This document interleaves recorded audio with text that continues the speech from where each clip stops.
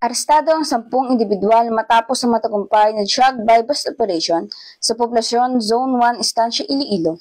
Nito lamang 19 na Nobyembre taong kasalukuyan. Sa operasyon, nakumpiska mula sa mga suspect ang isang heat-sealed transparent plastic sachet na hinihinalang shabu bilang buy-bust item kasama ang 18 pang sachet na pinaghihinalaang shabu na may kabuang bigat na humigit kumulang 221.74 gramo. Kinilalaman na aresto na sina alias Nonoy Dulong, 21 taong gulang, alias Carvajal, 52 taong gulang, alias Ceballos, 29 na taong gulang, alias Sunilan, 18 taong gulang, alias Labang, 24 na taong gulang, alias Relox, 36 na taong gulang, alias Gonzales, 29 na taong gulang, alias Amante, 31 taong gulang, alias Villerias, 24 na taong gulang, at si alias Damog na nasa hustong gulang. Ang operasyon is nagawa sa pangunguna ni Police Major Carl Jerome T. Tingnana ng Estancia Municipal Police Station kasama ang PDEO Team 3 na pinamunuan ni Police Major Dajit B. De Lima at ang 2nd IPMFC sa pamumuno naman ni Police Major John Salvador A. Bello. Kasalukuyan na sa kusdiya ng Estancia Municipal Police Station ang mga suspect at nakatakdang sampahan ng kaukulang kaso sa paglabag sa Republic Act 9165 o Comprehensive Teen Drugs Act of 2002. Patuloy namang pinaigting ng Estancia Municipal Police Station